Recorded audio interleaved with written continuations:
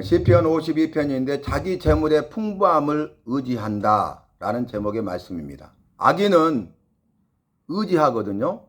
그런데 자기 재물의 풍부함을 의지합니다. 재물을 의지하는 것이죠. 무슨 말씀이 생각납니까? 악인들은 재물을 의지하고 자기의 부요함을 자랑한다고 말씀하셨어요. 악인들은 재물을 의지합니다. 그러나 예수 믿는 의인들은 여호와를 의지합니다. 악인들은 재물을 의지하고 더 나아가 자기의 부요함을 자랑합니다. 그러나 예수 믿는 예수 믿는 나는 여호와를 자랑합니다. 나는 여호와를 의지하고 있는가? 나는 여호와를 자랑하는가? 주의 말씀에 따라서 나의 삶을 비춰보아야 합니다. 말씀은 거울과 같아요. 그래서 말씀이 나의 삶을 비춰주는 거울과 같습니다. 말씀이 나를 깨달아 알게 하고 밝히 알게 하고 나를 나되게 하는 것입니다. 우리가 거울을 보면 나를 알 수 있죠. 묻었구나. 깨달아 알 수 있죠. 그리고 고쳐서 나를 나되게 하는 것입니다. 말씀이 바로 이와 같아요. 말씀은 거울과 같아서 말씀이 있어야 됩니다. 거울이 있어야 거울을 보고 나를 보게 되고 나를 깨달아 알게 되고 나를 나되게 할 수 있는 것처럼 우리가 다시 고치잖아요. 뭐가 묻었어. 고쳐요. 화장이 번졌잖아요. 화장을 다시 고치잖아요. 똑같아요. 말씀이 우리의 삶을 새롭게 하는 것입니다. 새롭게 한다는 것은 회복, 고친다는 거예요. 그 회복 앞에는 뭐가 있습니까? 치유가 있다는 거죠. 여호와께서 나를 치유하신데 말씀으로 치유하시고 치유하시되 어떻게 치유하십니까? 말씀으로 우리를 회복시키셔요. 그래서 다시 새롭게 하십니다. 그래서 이걸 순서대로 말하면 치유, 회복, 새롭게 됨, 새 사람이죠. 이렇게 말씀드릴 수 있지만 설명에서는 그렇게 되지만 이제 우리가 이해하기 쉽도록 하기 위해서는 어떻게 해야 됩니까? 우리를 회복시키심으로 우리를 치유하세요. 그리고 그 치유를 통해서 새로운 피조물로 살게 하십니다. 새 것이 되게 하십니다. 그래서 회복, 치유, 새롭게 됨. 그런데 이 모든 것의 첫 번째 단추는 뭔지 아십니까? 변화입니다. 변화의 시작입니다. 나를 변화시키기 위해서 말씀을 통해서 나를 회복시켜요. 말씀을 통해서 내가 회복된 것이 진정한 치유입니다. 그 진정한 치유가 된 사람만이 새로운 사람으로서 새 출발할 수 있어요. 새롭게 살아갈 수가 있다는 것입니다. 그래서 말씀드리면은 첫 번째 순서가 뭡니까? 변화. 근데 어떻게 변화시켜요? 나를 회복시킴으로. 나의 회복을 통해서 이전의 상태처럼 건강하게 온전히 치유하시고 새 것이 되어서 새 사람으로 새 출발하게 되고 새로운 삶을 살아가게 하는 것입니다. 그래서 여호와를 의지하느냐 의지하지 않느냐, 여호와를 자랑하느냐 자랑하지 않느냐로 나뉘게 되는 것입니다. 모든 사람들은 둘 중에 하나예요. 여호와를 의지하든지 여호와를 의지하지 않든지, 여호와를 자랑하든지 여호와를 자랑하지 않든지. 근데 오늘 본문 말씀을 보니까 여호와를 의지하든지 재물을 의지하든지, 여호와를 자랑하든지 자신의 부요함을 자랑하든지, 이렇게 말씀이 구체적으로 설명하고 있죠. 여호와를 의지하지 않는 사람은 재물을 의지한다는 것입니다. 이 세상에 의지하는 것들이 수도 없이 많지만 사람마다 의지하는 것들이 수도 없이 다르지만은 그러나 가장 대표적인 것은 재물을 의지하는 것입니다. 물질, 황금, 만능주의, 돈이면 된다. 돈이면 안 되는 것이 없다. 돈이 없어서 아무것도 하지 못할 뿐이다. 나도 돈만 있으면 할 수 있다. 모든 것 할 수 있다. 황금 만능주의잖아요. 그건 뭡니까? 자기가 재물을 의지해서 재물을 추구하고 살다가 재물을 얻고 재물을 많이 얻으니까 어때요? 자기가 부요한 거야. 부족함이 없는 거예요. 그러니까 자기 부요함을 자랑하는 거예요. 우리 전라도 말로 떵떵거리면서 사는 거죠. 그런데 어리석은 자입니다. 왜냐하면은 이 여호와를 의지하지 않는 사람은 어리석은 사람이, 여호와를 의지하지 아니하고 재물을 의지하고 세상의 것들, 썩어지고 없어질 것들을 의지하는 사람은요 악인이에요. 그래서 결국 죽고 멸망하고야 마는 것입니다. 여호와께서 그를 뽑아버리고 뿌리째 뽑아내 버린다고 했어요. 여러분 잡초가 있잖아요. 뽑아내도 또 다시 잡초가 자라잖아요. 근데 완전히 뿌리째 완전히 제거해버리면 다시는 잡초가 자랄 수가 없는 것입니다. 완전한 멸망을 의미하는 것입니다. 그런데 그 사실을 알지 못해요. 우리가 이 앞에서 살폈잖아요. 악인은 어떻게 산다고요? 자기 재물을 의지하고 자기 부유함을 자랑해요. 그런데 그가 죽으면 하나도 가져가지 못하고 남겨두고 떠나가고 그것이 다른 사람의 것이 되리라 그랬어요. 그 다음에 또 한 번 강조했죠. 죽으면 아무것도 가져갈 수 없느니라. 이것이 주님의 말씀이고 이것이 맞는 말 아닙니까? 이것이 사실이죠. 팩트, 사실이잖아요. 부인할 수 없는 사실이 않습니까? 빈손으로 왔다 빈손으로 간다는 말씀이 사실 아닙니까? 이 땅에 아무리 많은 것들을 가지고 자기가 재물을 의지하고 부유함을 가지고 있어도 그것은 한순간이 종이조각, 휴지조각에 불과하다는 것을 모르고 돈만 추구하고 살다가 죽고 망하는 것이죠. 그래서 성경에서는 돈을 사랑함이 일만 악의 뿌리가 된다고 그랬어요. 모든 악의 시작이 돈이에요. 돈. 여러분, 여호와를 의지해야 되는데 여호와를 의지하지 않고 재물을 의지하잖아요. 분별하지 못하는 거죠. 여호와를 자랑해야 되는데 자기 부유함을 자랑하잖아요. 분별하지 못하는 것이죠. 여러분 예배 드리러 오면서 보셨어요? 분별하지 못해서 이단들이 저 밖에서 헛된 일을 하고 있잖아요. 분별하지 못했기 때문이. 이번에 보이스피싱 캄보디아 사태 무엇 때문에 생겼습니까? 물질 때문에 그래요. 돈 때문에 그래요. 그래서 하루에 1,000만 원씩 벌 수 있다는 말을 듣고 우리 한국 사람들이 캄보디아 간 거야. 그래서 갇히고 감옥 생활 같이 하며 또 거기서 보이스피싱 역할을 해야 되고 그러지 않으면 맞고 말할 수 없는 고문을 당하고 실적을 내지 못하면 고문을 당하고 그러니까 막 살기 위해서 보이스피싱에 매달리는 거예요. 실적을 내야 되니까. 오늘 밝혀진 사실에 의하면은 캄보디아에 일확천금을 노리고 이곳저곳 이 나라 저 나라에서 모인 보이스피싱에 가담한 자기가 보이스피싱 하려고 간 건 아니잖아요. 하루에 1,000만 원씩 벌 수 있다니까 돈 벌러 간 거잖아요. 속은 거죠. 그래서 보이스피싱 역할을 하는 사람이 20만 명이야. 20만 명. 캄보디아가 범죄의 소굴이에요. 20만 명이에요. 2만 명이 아니에요. 우리나라 사람들이 2,000명 정도가 거기에 가담한 거예요. 그런데 캄보디아보다 더 가난한 옆에 있는 미얀마도 범죄의 소굴이라고 지금 드러났어요. 뭐 때문이요? 전부 다 거기 있는 사람은 한 사람도 빠짐없이 돈만을 추구하는 사람들이죠. 보이스피싱, 천주회장, 뭐 13조 몇 조를 가지고 있다고 하잖아요. 강남에도 프린스 그룹이라 해가지고 강남에도 많은 투자를 하고 우리나라 은행들도 많이 투자를 했다고 그러잖아요. 돈 때문이죠. 거기 총책, 모집책, 관리하는 매를 때리고 고문하고 죽기 전까지 그리고 이번에 죽였잖아요. 제 학생을. 우리 한국 사람. 그래서 이 사건이 수면 위로 올라오게 됐지 않습니까? 뭐 때문이에요? 돈 때문이에요. 황금 만능주의. 자기 재물을 의지하는 거죠. 자기 부유함을 자랑하고 살기 위해서 그런 거죠. 사람이 죄를 범하는 것을 성경에서 뭐라고 말합니까? 자기 욕심에 끌려 미혹됨이라고 했어요. 자기 욕심이에요.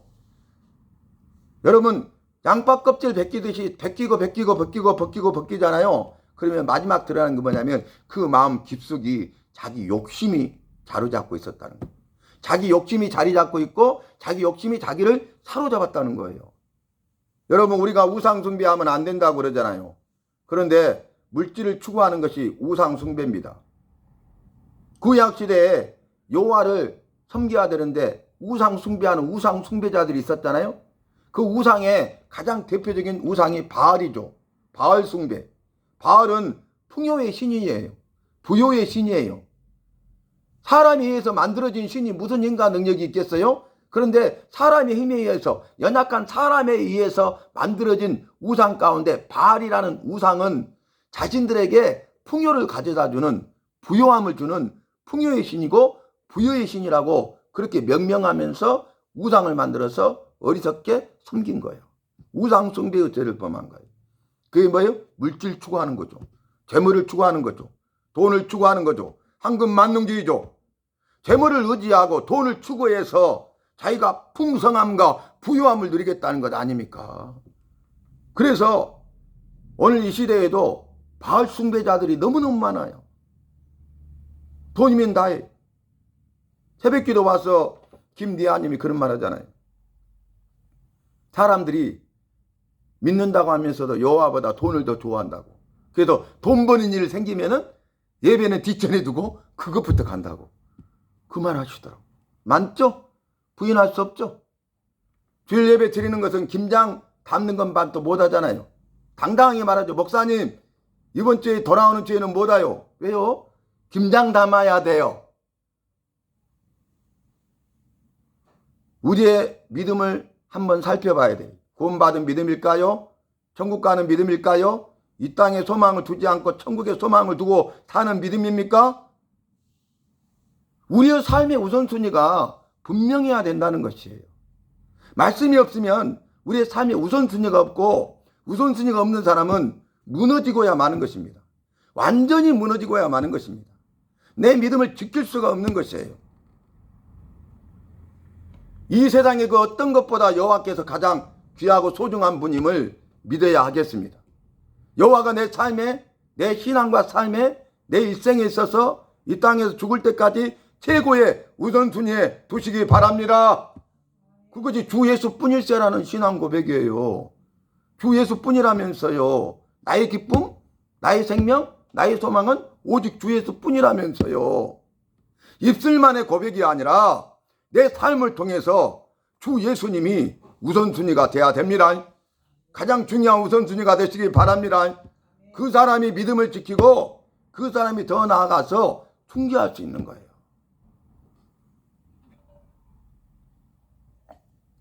그렇지 않으면서 믿는다?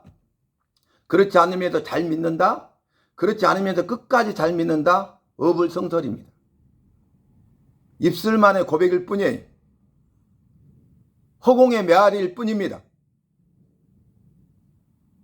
우리가 입술로 그렇게 고백했다면 실제로 그렇게 삶이 중요해요. 아멘 중요하죠?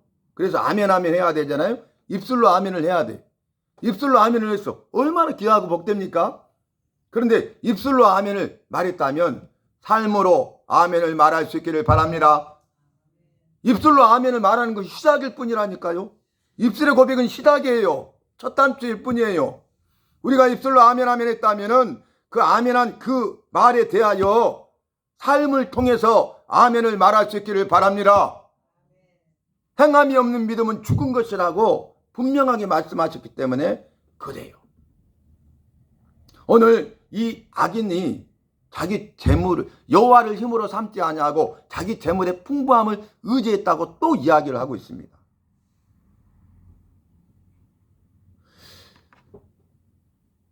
예수 믿는 사람들로 한번 생각해 볼까요?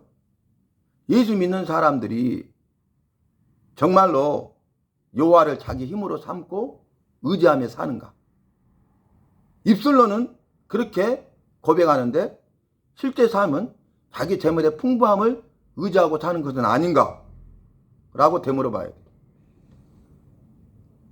여호와 중심의 삶을 살잖아요? 삶의 우선순위가 여호와께 있잖아요? 자기에게 주신 모든 것은 주님이 주신 것으로 신앙 고백하잖아요?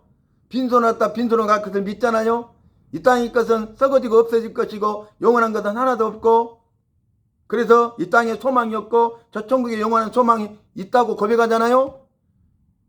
그 입술의 고백이 그 사람의 진짜 고백이라면 우리의 삶이 달라져야 돼요. 여호와 중심이에요? 그러면 여호와 중심 다음에 뭐예요? 말씀 중심이죠. 말씀대로 살지도 않잖아요? 꽝이네. 그 다음에 교회 중심이에요. 교회를 세우는 사람들이 돼야 돼요. 건물주 아시죠? 건물주들이 많아요. 평신도는 일단은 재해놓고 봅시다. 중직자들이 건물주들이 많아요. 그런데 5만 개 되는 교회 가운데 이렇게 상가교회가 거의 90% 가까이 상가교회예요. 다 월세를 내고 살아야 돼요. 세감당은 머리에서 문을 닫아요. 목사님 사모님이 피눈물을 흘려요. 목이 쇠라고 부르짖어 기도해요. 그런데 남을 나라예요? 건물은 여러 개 있는데 그걸로도 떵떵거리며 사는데, 비어있는 건물들이 있는데 그 많은 재물 가운데, 그 많은 건물 가운데 비어있는 그 건물 하나 교회에서 사용하도록 못합니까?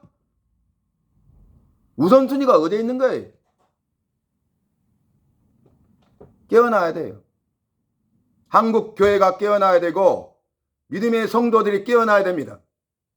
변화돼야 되고 회복돼야 되고 치유돼야 되고 새 사람이 되어서 새로운 삶을 살아가야 됩니다. 이런 가슴 아픈 현실 가운데 우리 주님이 가슴 아파하시고 슬퍼하고 계시는데 그걸 보고 그 소리를 들어야 될 것 아닙니까? 작은 소자가 어디에 있단 말입니까? 우리 주변에 바로 내 옆에 있는 거예요. 그 무너져가는 문을 닫는 교회가 작은 소자들 아니? 거기에서 교회 살려달라고, 문 닫지 않게 해달라고 피눈물 흘리면서 기도하는 성도들이 작은 소자들 아닙니까? 작은 소자에게 한 것이 내게 한 것이다.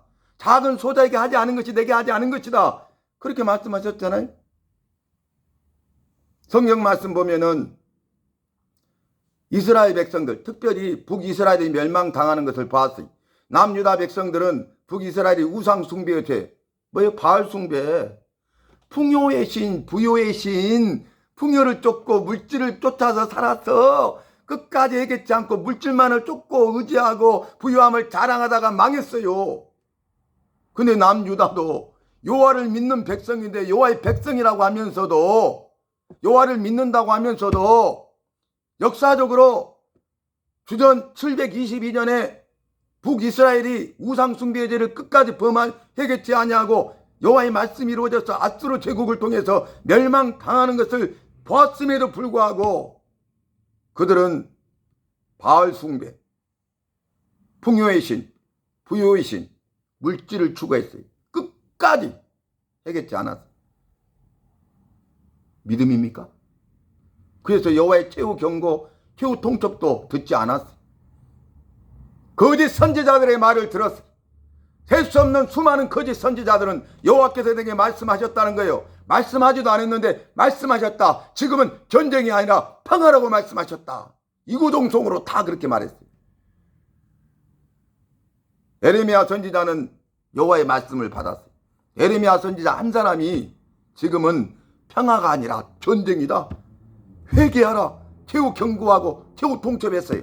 그렇지 않으면 북이스라엘이 아수를 통해서 멸망당하는 것처럼 남유다도 바벨론을 통해서 멸망당하리라고 여호와께서 말씀하셨다. 그러니까 매국노라고, 친바벨론주의자라고. 그러면서 감옥에 가두고 때리고 죽이려고 했죠. 거짓 선지자들이 여호와께서 어찌 우리를 떠나 너에게 임하셨더냐? 지금은 전쟁이 아니라 평화라. 그랬어요. 그 일로 인하여서 에레미야 선지자는 눈물을 흘릴 수밖에 없었어요. 그래서 닉네임이 붙었죠. 별명이 뭐예요? 눈물의 선지자. 에레미야 하면은 눈물의 선지자예요. 여러분, 지금 이 시대가 그렇지 않아요? 우리가 분별하지 못하면 다 속습니다. 미혹을 받아요. 유혹에 넘어져요. 그리고 우리의 믿음을 잃어버리고야만 하는 것입니다. 그러면 그것으로 끝입니까? 죽고 망하는 것입니다. 그걸로 끝입니까? 지옥 형벌 받는 것이에요. 지옥이 우리를 기다리고 있는 거예요.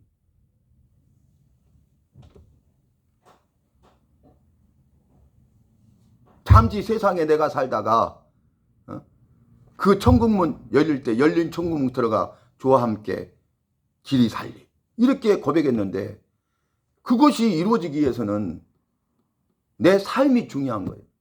내 믿음의 삶이 중요한 것이에요.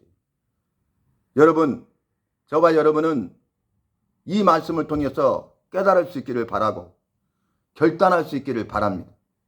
재물을 의지하지 마시고, 이 세상에 있는 것을 의지하지 마시고, 내가 의지하고 있는 그것을 의지하지 마시고 오직 여호와만 의지하십시다. 나의 부요함을 자랑하지 말고 여호와를 자랑하십시다. 여호와만을 자랑하십시다. 여호와께서 나에게 행하신 일을 자랑하십시라. 재물을 의지하고 부유함을 자랑했어. 또 복귀해 볼까요? 요한계시록에서 네가 작은 능력을 가지고도 내 말을 지키고 내 이름을 배반하지 않았다. 믿음을 끝까지 지켰다는 거예요. 여러분, 말할 수 없는 고난과 환난이 왔거든요. 그 고난과 환난을 이길 수 있는 방법이 없어요. 굳건한 믿음, 강한 믿음 아니고서는, 그리고 플러스 여호와의 은혜 아니고서는, 이 두 가지가 없이는 그 고난과 환난, 7년 대환란이 임할 때에 내 믿음을 지키기가 어렵다니까요. 그런데 작은 능력을 가지고도 여호와의 말을 지켰어요. 말씀대로 살았어. 고난과 환난 가운데도. 그리고 여호와의 이름을 배반하지 않았어. 마지막 때에는 배반합니다.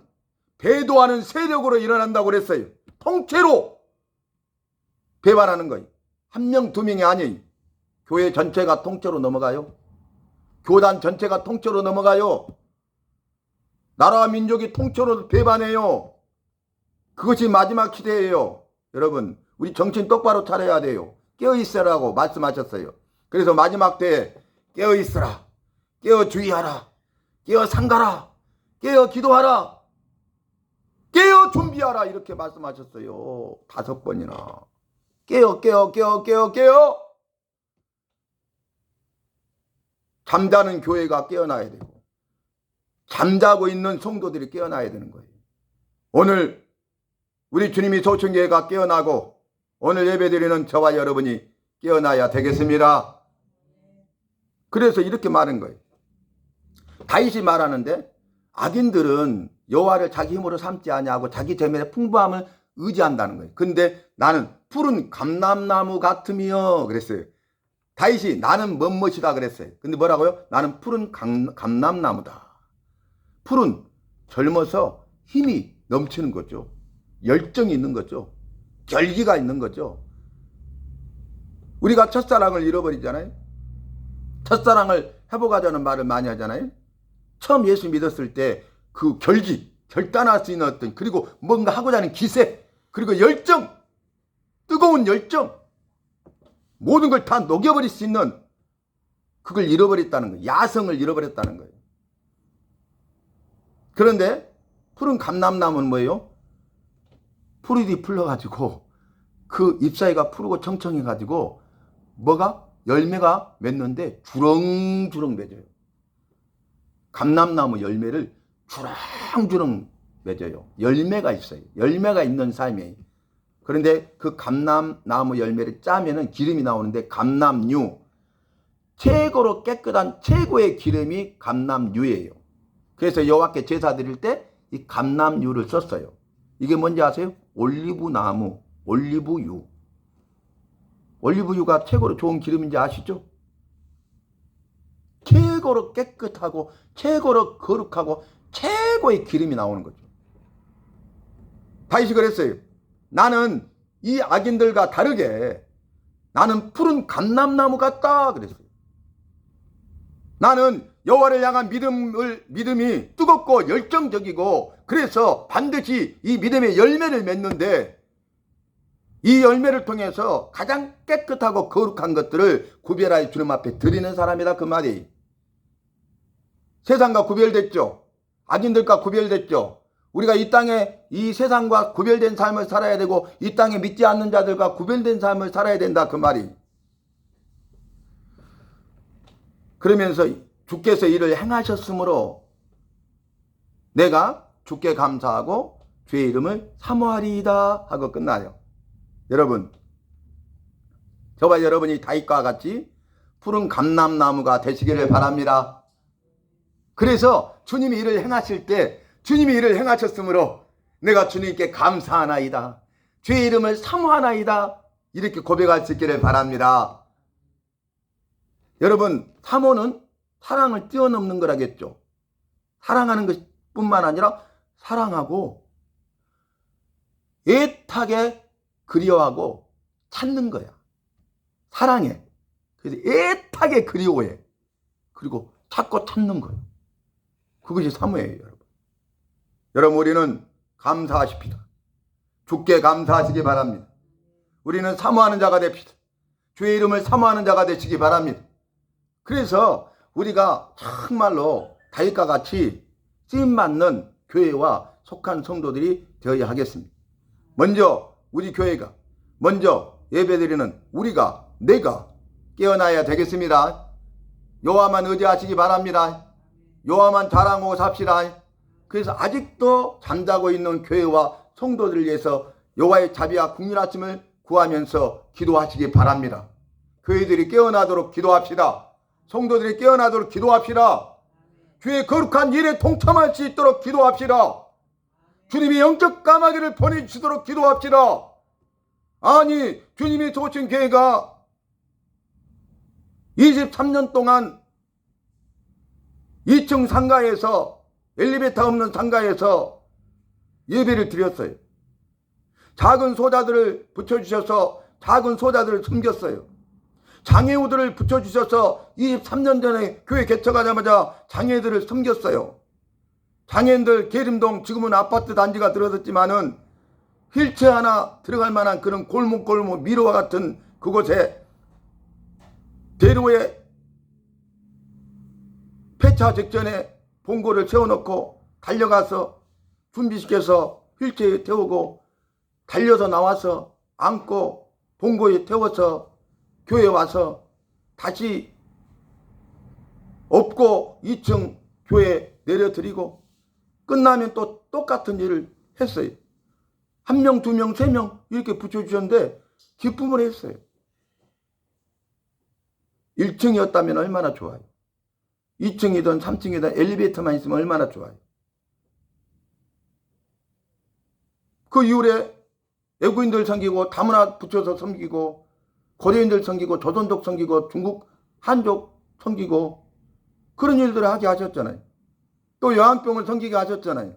요한병의 환자들, 투석 환자들, 또 아파서 죽음을 앞두고 있는 환자들 섬겼잖아요.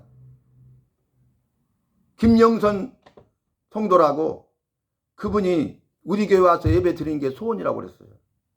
그런데 내가 업으면 되니까 그전에도 그렇게 했으니 괜찮다고 하는데 자기가 그걸 허락할 수가 없는 거예요. 목사님 힘드시고 그렇게 하면 계속 해야 된다고. 그러면서 나보고 그래. 목사님 교회 언제 1층으로 옮기세요 그러더라고. 근데 마음이 아팠어.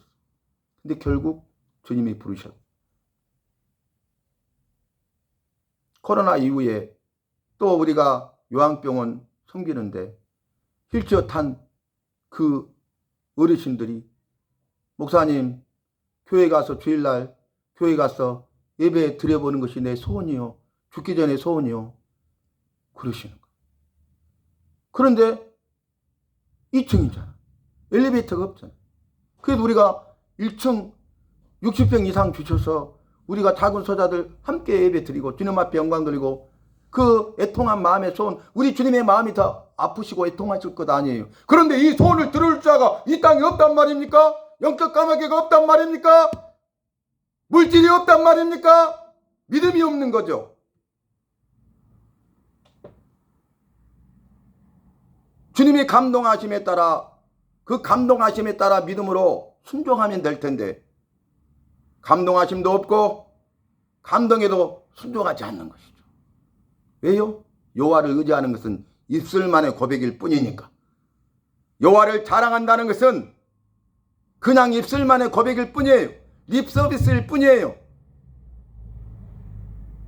우리 한국교회 깨어나야 됩니다. 믿음의 성도를 정신 차려야 됩니다.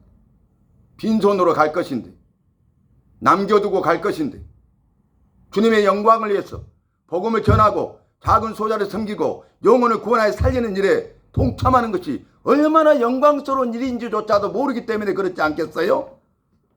얼마나 영광스러운 일이에요. 나 같은 사람에게 은혜를 주시고 복을 주셔서 부유함을 주신 것은 나를 위해서만 살아라는 것이 아니라 작은 소자를 섬기라고 주신 것 아니에요? 영혼 구원을 위해서 나누라고 주신 것 아니에요? 여호와의 황금률이 뭡니까?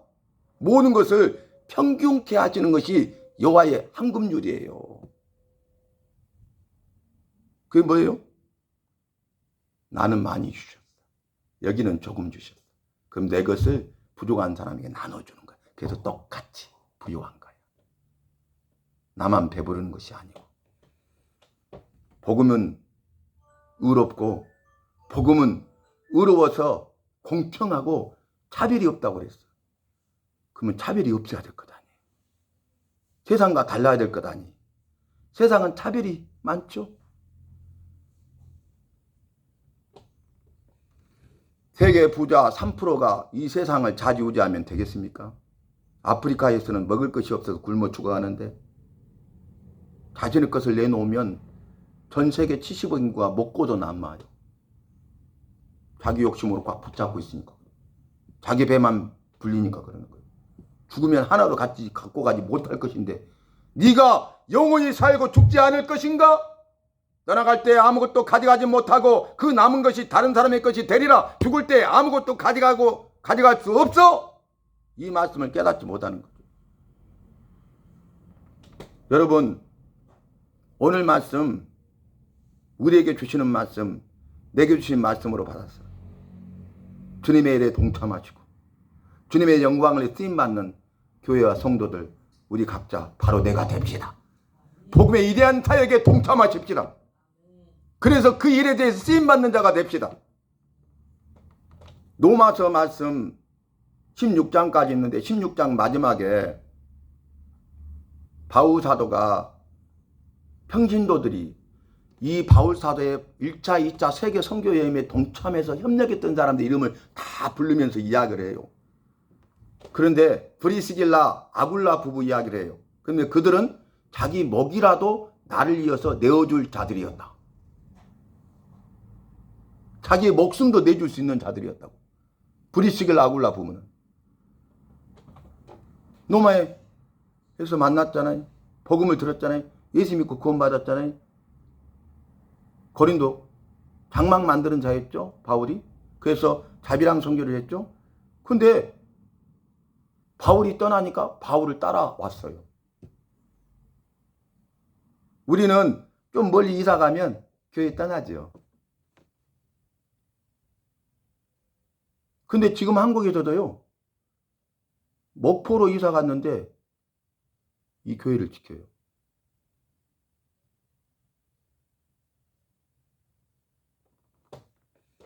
세 시간 걸리는데 차를 몰고 와서 교회를 지켜요. 우리 한국에 지금 그런 사람들이 있어요. 왜 그럴까요? 왜 이렇게 다를까요? 생각해 볼 필요가 있죠. 아볼로가 대단한 사람이 아볼로, 율법에 능한 사람이 구약 율법이, 그래서 막 말씀을 가르치고 전국적으로 다녔어요. 막 다른 사람들이 많았어요. 그런데 그날 아볼로가 가서 구약의 말씀을 전하는데 브리스길라 아굴라 부분 평신도잖아요. 딱 그 말을 듣고 나서 강연이 끝나니까 아볼로를 조용히 불렀어. 그래가지고 아볼로가 말하는 것은 그리스도에 관한 것을 전했다는 거예요. 그래서 그리스도에 대해서 가르쳐줘서 자세히 바울에게 배운 대로 그리스도에 관한 것이 아니라 그리스도에 대해서 자세히 가르쳐줬어. 그래서 아볼로가 그 이후로 변합니다. 그래서 예수가 그리스도라 전하게 돼. 놀랍죠, 여러분? 여러분, 직분이 중요한 것 아니. 우리는 신분은 다 똑같이 성도예요. 직분만 목사, 장로, 권사, 집사 일 뿐이에요. 우리 신분은 다 똑같아. 구원받은 백성, 거룩한 무리, 성도예요. 그러면 구원받은 백성의 삶을 살아야 돼. 목사도 그렇게 살아야 돼요. 목사가 본이 돼야 되지 않겠어요? 목사가 그렇게 살아야 되지 않겠어요? 목사도 죄인이고 성도들도 죄인이에요. 죄를 범해요. 그런데 감사한 것은 회개할 수 있는 특권을 주셨잖아요. 죄사함과 돌이킬 수 있는 기회를 주셨잖아요. 은혜를 더해 주셨잖아요. 그래서 주님의 은혜 아니면 안 된다는 신앙 고백을 가지고 사는 것 아니겠습니까? 바울 같은 위대한 사람도 나는 죄인 중에 괴수다고 그랬어요. 우두머리와 같은. 나는 지극히 작은 자 중에 한 사람이다 그랬어요. 오라, 나는 공고한 자로다. 이 사망의 몸에서 누가 나를 건져내랴 탄식했던 사람이. 그런데 예수를 만난 이후로는 뭐라고 합니까? 우리 주 예수 그리스도 안에서 내가 넉넉히 이기리로다. 사망아 너의 쏘는 것이 어디 있느냐, 너의 권능이 어디 있느냐, 우리 주 예수 그리스도 안에서 내가 넉넉히 이기리로다. 사망을 이기게 된 거죠. 사망에 매여 있었잖아. 이 사망 위에서 누가 나를 건져낼 자가 없었어. 그런데 부활하신 주님, 구원자를 만나니까 완전히 바뀌는 것 아니겠어요? 그래서 주를 위해서 헌신하되 전적으로 헌신한 것입니다. 왜 주님이 소신계를 세우셨어요? 왜 주님이 소신계 성도로 우리를 나를 부르셨어요? 주님이 소신계를 세우라고 부르신 줄로 믿습니다. 우리가 교회를 세웁시다. 교회를 통해서 주님이 기뻐하시는 작은 소자를 더 잘 섬기고 영혼 구원하는데 마음껏 쓰임 받을 수 있기를 바랍니다. 우리 기도하고 있죠? 주님 1층 60평 이상을 주셔서 그곳에서 마음껏 작은 소자를 섬기고 영혼 구원해내고 함께 예배할 수 있는 그날을 주시옵소서. 이렇게 기도하는데 주님께서 우리의 기도를 들으시고 신속하고 완벽하게 이루실 줄로 믿습니다. 엘리야 선지자가 그리시네가에 1년 동안 있을 때에 까마귀를 통해서 아침에도 떡과 고기를 주시고 저녁에도 떡과 고기를 주셔서 일용할 양식으로 채우시고 먹이시고 인도하셨던 여호와는, 엘리야의 여호와는 바로 우리의 여호와, 나의 여호와신 줄로 믿습니다. 지금도 역사하시고 살아계신 줄로 믿습니다. 영적 까마귀를 보내실 줄로 믿습니다. 영적 까마귀를 통해서 조시며 일하실 줄로 믿습니다. 그래서 우리 성도들, 바로 우리 내가 영적 까마귀가 됩니다. 그리고 영적 까마귀들 많이 보내주시도록 기도합시다. 그래서 이 일을 행하시는 주님을 보십시다. 그래서 주님께 영광을 돌리고 이것이 우리 모두의 간증이 되고 찬송이 되고 위대한 신앙 고백이 되어야 하겠습니다. 주께 감사하는 그날이 올 줄로 믿습니다. 주의 이름을 사모하며 살 줄로 믿습니다.